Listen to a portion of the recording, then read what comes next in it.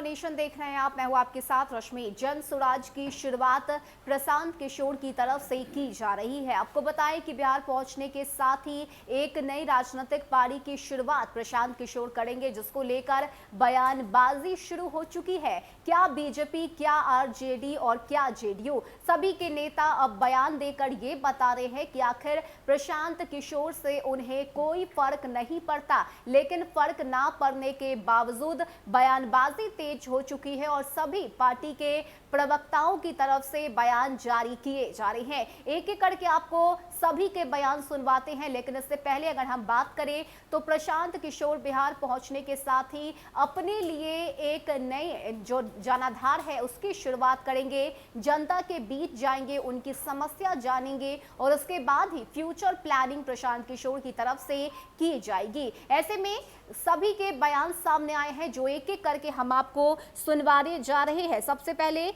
अगर हम बात करें तो इस वक्त बीजेपी प्रवक्ता विनोद शर्मा का बयान आया है, जेडीयू प्रवक्ता अरविंद निषाद का, कांग्रेस प्रवक्ता अशीतनाथ तिवारी और राजद प्रवक्ता एजाज अहमद का। क्या कुछ कहना है इन नेताओं का? किस तरह से प्रशांत किशोर के बिहार पहुंचने से पहले ही बिहार के राजनीतिक गलियारों में चर्चाएं तेज हो चुकी है? सुनिए आप इन नेताओं के पूरे बयान को। देखिए, प्रशांत किशोर जी एक अच्छे इवेंट मैनेजर हैं। प्रचार प्रसार का उनको निश्चित रूप से अनुभव है, लेकिन उनके स्वराज यात्रा का कोई मतलब नहीं है, क्योंकि वे अभी पूरी तरह से बेरोजगार हैं और रोजगार तलाश यात्रा निकालें तो ज़्यादा अच्छा होगा।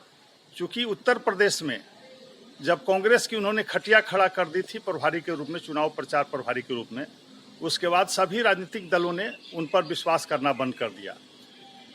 एक राजनीतिक दल का मंडल प्रमुख भी उनसे ज़्यादा राजनीतिक सूझबूझ रखता है, इसलिए हमें नहीं लगता है कि अब जल्द उनको कहीं रोजगार मिलने वाला है। निश्चित रूप से व्यक्तिगत कहीं अपनी सेटलमेंट कर ले तो ज़्यादा उनके लिए अच्छा होगा। प्रशांत किशोर जी का क्या कार्यक्रम है नहीं है मैं नहीं जानता हूं। प्रशांत किशोर जी अपने संगठन के कार्यक्रमों को बहुत पहले बिहार में उन्होंने लॉन्च किया था, लेकिन उसके बाद उनकी गतिविधि बिहार में नहीं हुई। अब जैसा कि आज वो कुछ करने जा रहे हैं, प्रेस वार्ता में क्या करेंगे नहीं करेंगे वो प्रशांत किशोर जी बताएंगे, वो जानेंगे। लेकिन बिहार में एनडीए माननीय मुख्यमंत्री नीतीश कुमार जी के नेतृत्व में अच्छे से काम कर रही है और 2025 तक नेता नीतीश कुमार जी बिहार के मुख्यमंत्री के पद पर आसीन है। नीतीश कुमार जी के राजनीतिक अवसान के बाद जदयू का वही होगा जो चंद्रशेखर जी के दैहिक अवसान के बाद उनकी समाजवादी जनता पार्टी का हुआ, और इसकी वजह स्पष्ट जान लीजिए। इस तरह के नेता अंदर से डरे हुए लोग होते हैं। ये द्वितीय श्रेणी का नेतृत्व तो पैदा ही नहीं होने देते, क्रश करते हैं बाजाबता। नीतीश कुमार जी ने भी वही किया। पार्टी में कोई द्वितीय श्रेणी का नेता इन्होंने जन्मने नहीं दिया। अगर किसी का कद बड़ा हुआ तो जबरदस्ती उसके कद को दबाया। इसलिए आप जानिए कि नीतीश कुमार जी के राजनीतिक अवसान के बाद जदयू की समाप्ति तय है।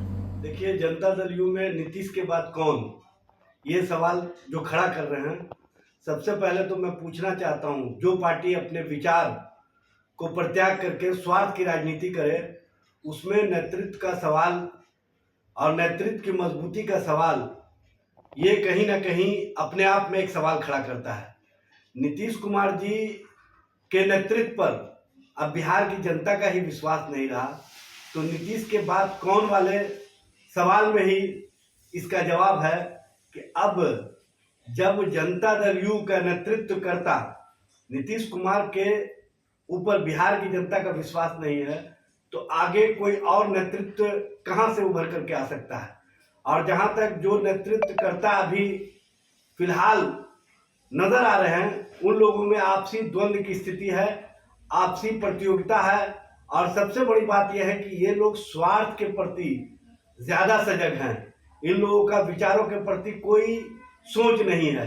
इसलिए नीतीश कुमार के बाद का सवाल ही अब समाप्त हो जाता है, जब नीतीश के ही नेतृत्व पर बिहार की जनता ने सवाल खड़ा कर दिया है, विश्वास खड़ा कर दिया है, तो आगे उसके नेतृत्व